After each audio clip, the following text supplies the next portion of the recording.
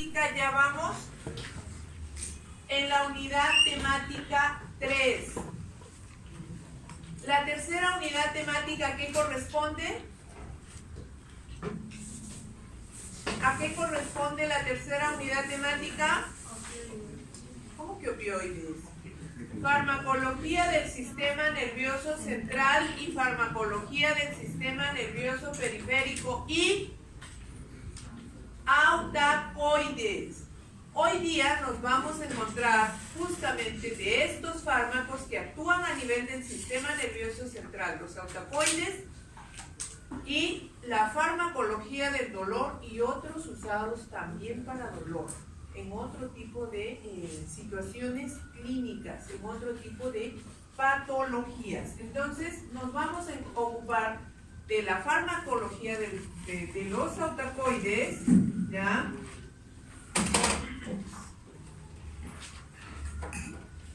De la farmacología del dolor, ¿ya? Y otro grupo, o dos grupos más de fármacos, ¿ya? Que también son útiles para tratar dolor, pero en casos especiales, como son las enfermedades autoinmunitarias como la artritis reumatoidea y las enfermedades metabólicas como gota. Entonces, nos vamos a ocupar de aquellos que también son útiles para tratar dolor y prolongar la evolución de la enfermedad, ¿ya? Muy bien. ¿Cuáles son los objetivos de esta clase? Digamos, ¿cuál es nuestra agenda para estas 3 horas académicas? Primero, que ustedes tienen que identificar a los autacoides. ¿Qué son los autacoides? ¿Ya? ¿Por qué en farmacología nos ocupamos de los autacoides si los autacoides son sustancias endógenas? Son sustratos endógenos. Pero si nos interesan sus acciones farmacológicas, los fármacos antagonistas, donde algunos de ellos tienen propiedades farmacológicas. Vamos a identificar a los agonistas y antagonistas, o sea, a los fármacos, no solo identificar, asimilar, entender, ¿ya? Y aplicar, que es lo que vamos a hablar más adelante. Los fármacos agonistas y antagonistas de receptores opioides, los agonistas y antagonistas de los fármacos llamados no opioides o AINES, ¿ya? Que además de su acción analgésica tienen otras acciones farmacológicas, y lo que nos interesa y el tema de fondo, la farmacocinética y la farmacodinamia. Luego los fármacos útiles para tratar artritis reumatoidea. A ellos por lo menos los vamos a identificar y vamos a valorar su beneficio, porque esta es toda una especialidad, ¿ya? Y por último, ¿cuáles son los fármacos para tratar gota? ¿Cuál es la diferencia para tratar gota aguda y gota crónica? Entonces, atentos chicos, ya así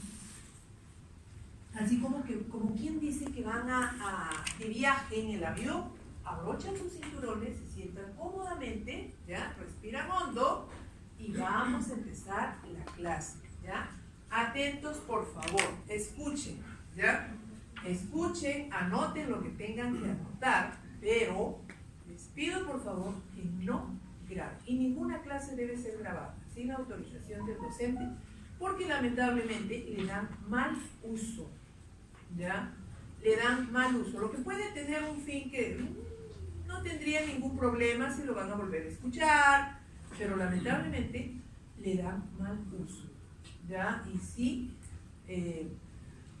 yo sí les voy a pedir, por lo menos en nuestro curso, que se abstengan de la grabación, y más aún en la actividad práctica. ¿Ya? Cuando se publican muchas veces actividades que ustedes realizan, y a veces pasa hasta con los mismos profesionales, ¿no? Nos publican cuando están en una cirugía y quitando un cerebro, ¿no? Eso no es común para todas las personas que siguen, ¿ya? Pueden ser muy sensibles, y lo mismo nos pasa en nuestras actividades. Trabajamos con material biológico y muchas veces irresponsablemente suben a redes y luego a nosotros nos persiguen asociaciones destinadas, personas muy sensibles, destinadas a protección de animales, y con todo derecho, ellos tienen una opinión diferente a la nuestra. Entonces luego vienen, nos persiguen, nos lanzan huevos y nos ven por la calle, ¿ya? Entonces nos persiguen y nos acusan de algo que no hemos hecho. Entonces, allí hay que tener mucha responsabilidad con lo que ustedes publican, ¿ya? Sean ustedes alumnos o profesionales. Entonces, eso demanda de responsabilidad. Vamos a hablar un poquito del dolor. ¿Qué es el dolor? Hablamos de los fármacos, ¿no? Si la señorita recibe a un paciente donde me dice, tengo un dolor, una cefalea, por ejemplo, ¿no? Uno conoce muy bien probablemente a los analgésicos. ¿Qué es lo primero que se le ocurre o le viene a la mente si le hablan de dolor, de cefalea, dolor muscular, qué sé yo, un dolor tipo cólico? ¿Qué es lo primero que se le viene a la mente al médico? ¡Paracetamol! Ya, es lo primero que se les viene a la mente. ¿Pero qué es el dolor? ¿Qué es el dolor?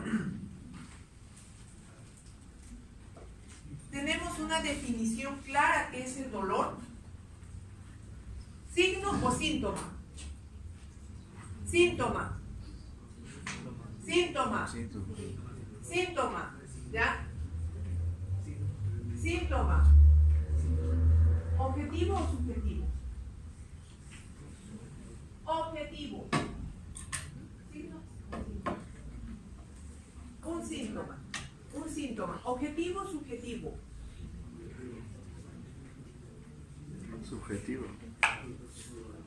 Subjetivo, porque varía de un individuo a otro.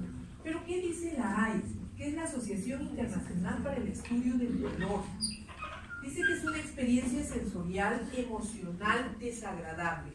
O alguien viene feliz y nos dice, tengo dolor y nos sonríe. No. ¿Ya? Desagradable con daño tisular actual o potencial o descrito en términos de dicho daño. Una injuria, una patología, ¿ya? Un traumatismo. Entonces, una lesión de tejido blando o de tejido óseo.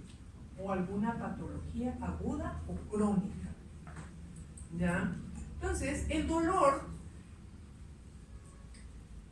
se evalúa teniendo en cuenta por lo menos el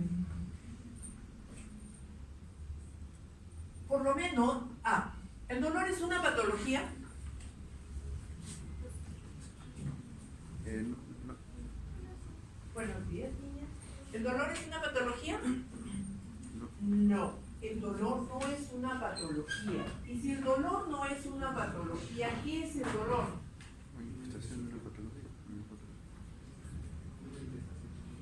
Una manifestación, muy bien, una manifestación, un síntoma subjetivo. ¿Qué más?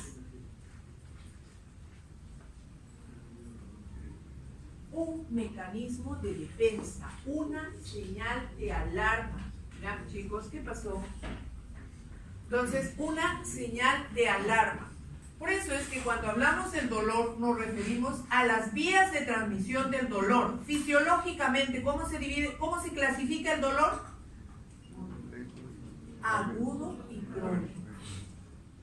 ¿Ya? Y aquí vamos a encontrar ya la transmisión nerviosa del dolor, las vías de transmisión del dolor que diferencia al dolor agudo y al dolor crónico. Los neurotransmisores del dolor. ¿Quiénes son los neurotransmisores del dolor? ¿Ya? La percepción sensorial periférica del dolor y la respuesta analgésica. Todo esto señala la experiencia dolorosa, desagradable, subjetiva. Pero además esta experiencia dolorosa se acompaña de otras dimensiones, además del componente sensorial, la estimulación nerviosa, ¿ya? Hay un componente cognitivo, hay un componente afectivo, emocional, porque si a nosotras las damas nos duele algo, por ejemplo, la dismenorrea, ¿no? Y alguien nos toca, lloramos, porque somos muy sensibles, nuestro umbral doloroso cae, ¿ya? Entonces hay un componente emocional. Pero los caballeros así le caen a la pared, el techo, encima, ellos no lloran. porque son valientes, ¿no? ¿O sí lloran? No, no lloro. No, solo lloran cuando las chicas les dicen ya no va más. No, tampoco. Y también un componente conductual. ¿Por qué? Porque hay cambio en el estado de ánimo. Hay cambio en el estado de ánimo. Pueden tornarse personas irritables. ¿Qué pasa, por ejemplo, con las personas que padecen dolor crónico, dolor en enfermedades terminales? Y aquí en la parte cognitiva, ¿cuánto se sabe del dolor? Por ejemplo, ustedes, ¿no? Si les viene una cefalea, dicen sí, probablemente sea por una vasodilatación, porque me expuse mucho tiempo frente a una exposición de monóxido, porque estuve mucho tiempo en el tráfico. Saben que con paracetamol se da el dolor. Pero ¿qué pasa? Si ese dolor se da en personas que no tienen el conocimiento, entonces más tienen otras creencias, otros patrones culturales que también van a influir en el dolor. Pero es que el dolor es una experiencia sensorial desagradable y subjetiva. Pero, ¿cuál es lo importante aquí? Que esa información subjetiva ustedes tienen que convertirla en objetiva, con argumentos fisiológicos, científicos. ¿Para qué? Para llegar a un diagnóstico, a un cuadro clínico, a un esquema de tratamiento. ¿Ya? Las vías de transmisión del dolor. Esto ya ustedes lo saben porque son fisiólogos, ¿ya? Así que lo vamos a pasar. Pero vamos a diferenciar las fibras del dolor que transmiten la señal dolorosa aguda y crónica, o el dolor rápido y el dolor lento. Entonces vamos a diferenciar las fibras A delta y las fibras de tipo C, que unas son mielinizadas, otras son amielínicas, son de diámetro pequeño, de diámetro medio. ¿Ya? Ustedes ya lo saben. Vamos a lo que nos interesa hoy día. ¿Cuáles son los neurotransmisores del dolor? Neurotransmisores del dolor. Neurotransmisores del dolor. Sustancia P, muy bien. ¿Otro? No, prostaglandina es un proinflamatorio, ya que también es un precursor, digamos, del dolor. Pero los neurotransmisores del dolor, la sustancia P y glutamato. La sustancia P va a mediar el dolor agudo o crónico. Crónico. Y el glutamato probablemente sea un dolor agudo, rápido y de corta duración. ¿Ya? Pero cuando nos referimos al tratamiento, el tratamiento lo vamos a diferenciar en dos grupos. Los fármacos que actúan a nivel central y a nivel periférico. ¿Ya?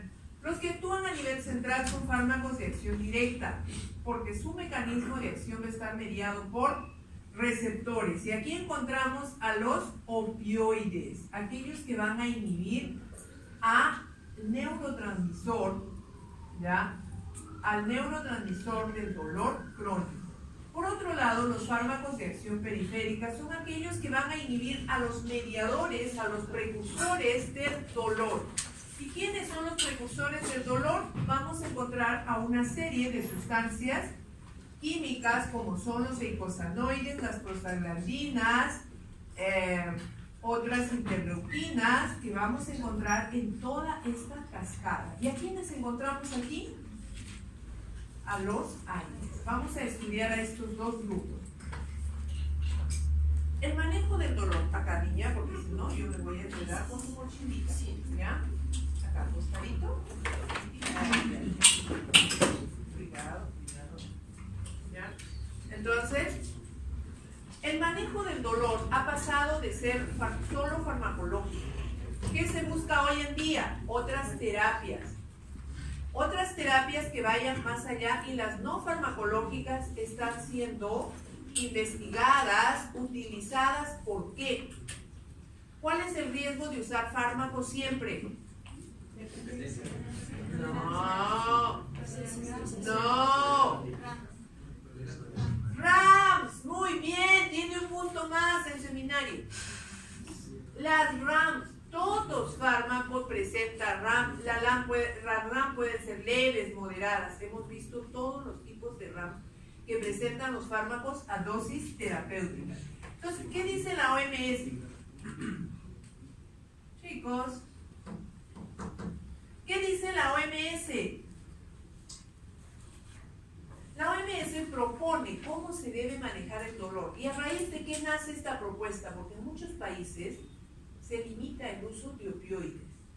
Esta propuesta nace sobre todo para aquellos pacientes con enfermedades crónicas, con dolor crónico, donde ya el riesgo-beneficio pierde sentido, donde lo que se busca es calidad de vida. Inhibir esta sensación desagradable, que es displacentera, sobre todo en pacientes terminales. Entonces, ¿qué propone la OMS? Una escalera. Cuando hay dolor crónico, empezar un primer escalón con AINES, opioides débiles, luego que se vaya incrementando hasta un tratamiento invasivo, porque lo que se busca es inhibir esa sensación desagradable, displacentera, ¿ya? Incómoda, que limita de cualquier actividad. Y por otro lado, una escala invertida tenemos para el dolor agudo, ¿ya? Donde el tratamiento inicialmente es agresivo y este va disminuyendo hasta llegar a un escalón con fármacos de acción analgésica débil. Ahora, ¿qué es la analgesia? ¿Qué es la analgesia? La analgesia es la capacidad del encéfalo. ¿Qué pasa si la señorita aquí en este proceso, el caballero, sufre aquí un traumatismo, una lesión, ¿ya? Y se sienta aquí, al cabo de unos minutos el dolor cede. Hay un dolor que puede tornarse agudo inicialmente y este va cediendo. Pero él no recibió ningún fármaco, ¿ya? ¿Quién está respondiendo? El encéfalo. ¿Ya? ¿Para qué? Para suprimir la entrada de los impulsos dolorosos al sistema nervioso mediante un sistema de control de dolor llamado sistema de analgesia. Y aquí se activan una serie de receptores, de péptidos, opioides que ya hemos hablado y seguiremos hablando. Entonces vamos a ocuparnos, antes de referirnos al dolor, vamos a hablar un poco de lo que son los autacoides. Muy rápidamente vamos a hablar de los autacoides. ¿Quiénes son los autacoides? Señor Andrade Iglesias, de España. ¿Qué son los autacoides? ¿Qué es un autacoide? Chicos, ¿qué es un autacoide? Un autacoide es una hormona, es un neurotransmisor.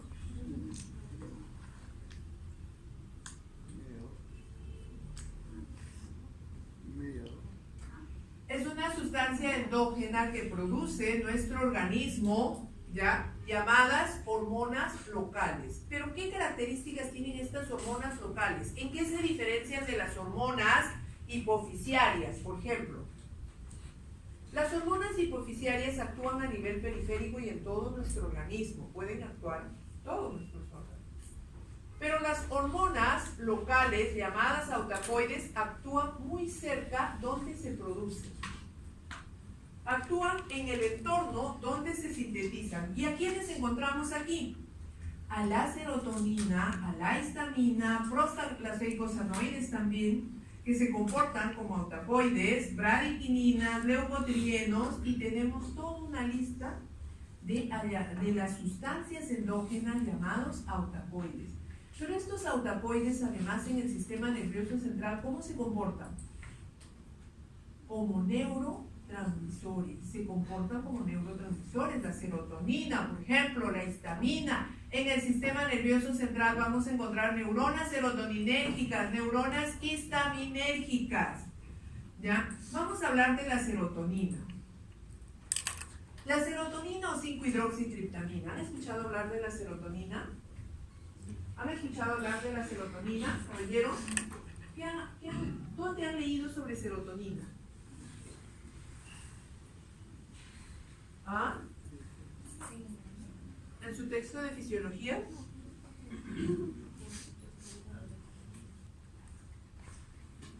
¿Quién nos pueden hablar de la serotonina. ¿Han leído sobre la serotonina? ¿Han escuchado sobre la serotonina, caballeros? ¿No?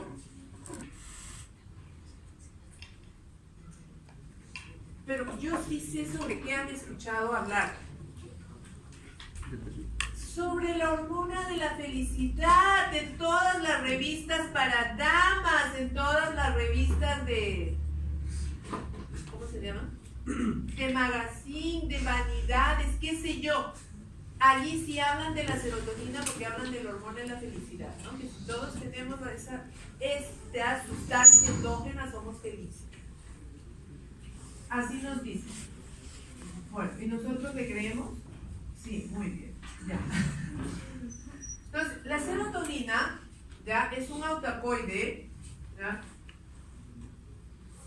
que se sintetiza donde se va a sintetizar en diferentes órganos y tejidos, principalmente en las células enterocromafines del estómago, pero además también en el sistema nervioso central, en plaquetas, ¿ya? Y se sintetiza a partir de este aminoácido llamado triptófano. ¿Aminoácido esencial o no esencial? No, es esencial. ¿Esencial o no esencial? Esencial. ¿Ya? Este triptófano, por una hidroxilación, ¿ya? Por una reacción de hidroxilación se convierte en un producto intermediario, 5-hidroxitriptófano, y luego por una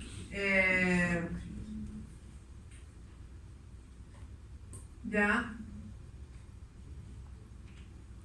Este 5-hidroxitriptófano por una descarboxilación se va a convertir en 5-hidroxitriptamina o serotonina.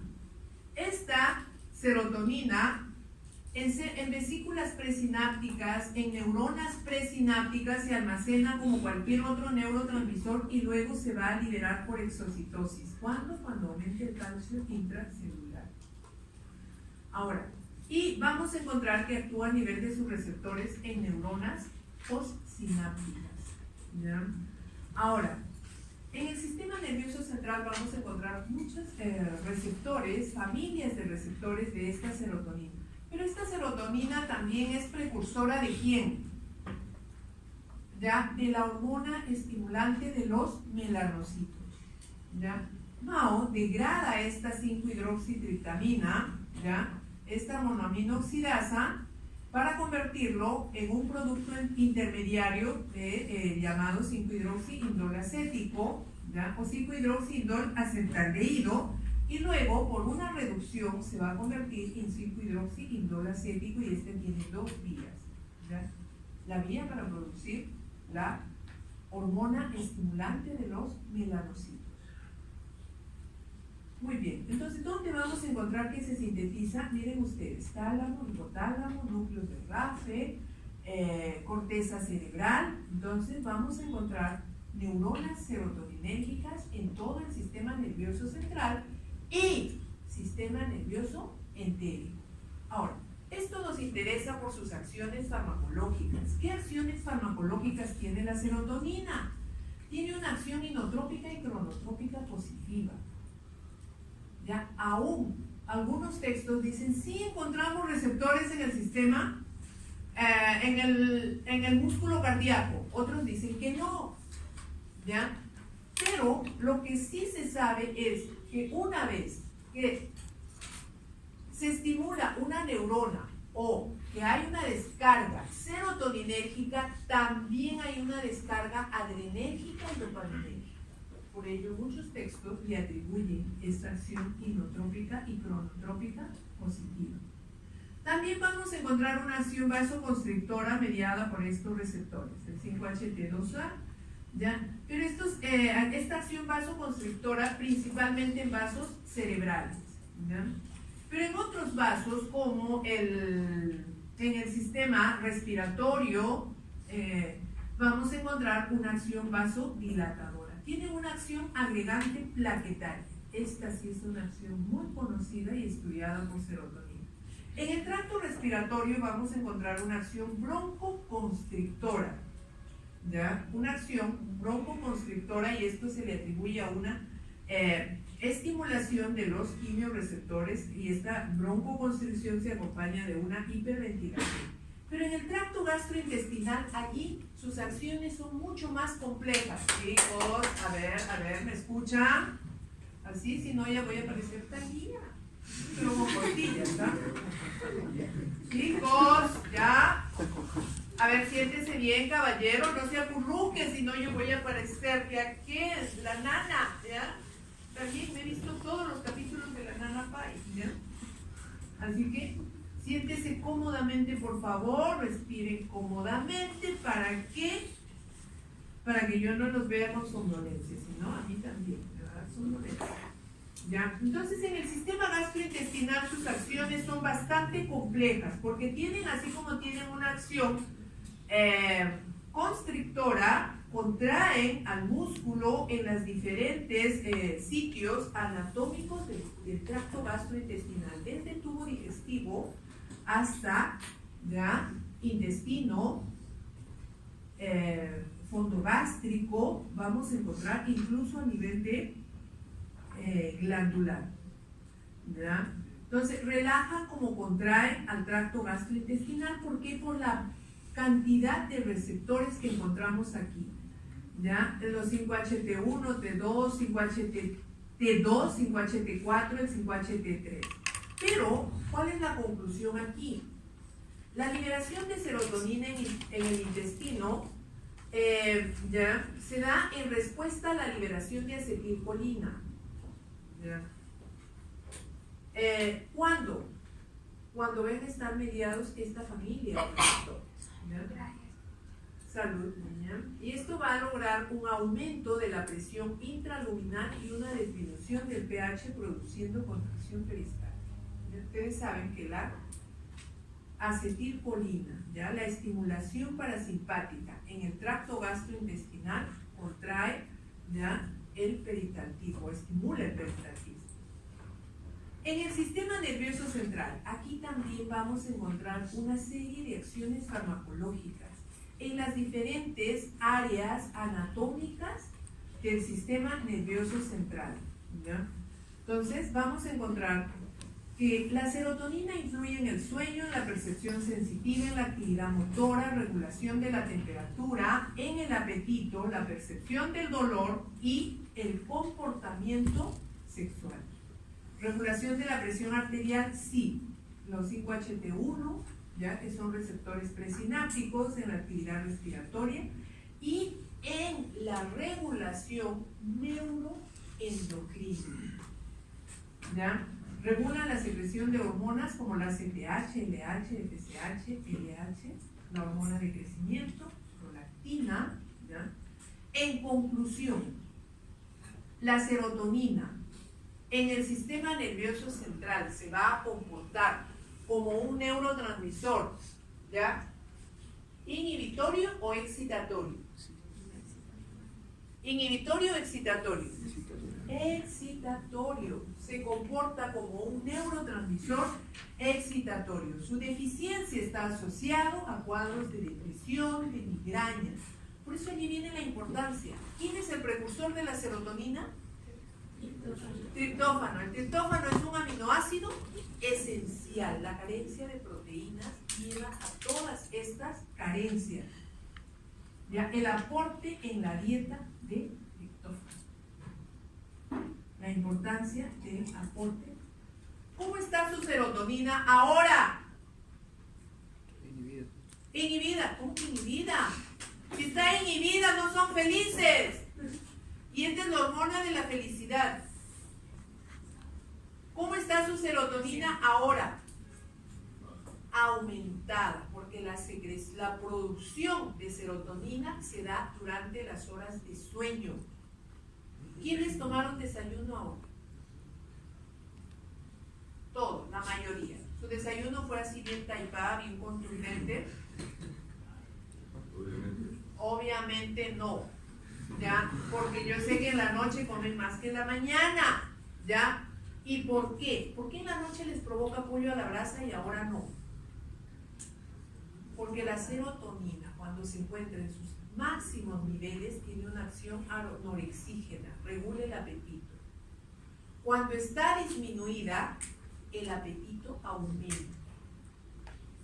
¿Ya? Y la serotonina va disminuyendo conforme avance el día, por eso se le llama el reloj biológico. Por ello es muy importante, es precursor de la hormona estimulante de los melanocitos. Muy bien, los receptores de serotonina, ¿y dónde están localizados? Tenemos una familia de receptores 5HT1, ¿ya? El 1 del A, el B, el D, el E, el F. Toda esta familia de receptores la encontramos en el sistema nervioso central, miren, hipocampo, núcleo del RAFE, sustancia nigra, cerebro, corteza, hipocampo y sistema nervioso entérico. Todos estos receptores son receptores presinápticos, metabotrópicos que están acoplados a una proteína GI, ¿ya? GI. La familia de receptores 5HT2A, 2B y 2C son receptores que los vamos a encontrar en plaquetas, en músculos del estómago, corteza cerebral, fondo gástrico, ya hipocampo, sustancia nigra, corioides, y estos son receptores metabotrópicos, receptores acoplados a proteínas G de tipo U. Los 5HT3 que los vamos a encontrar tanto en sistema nervioso central como en sistema nervioso entérico son receptores, ¿ya? Son receptores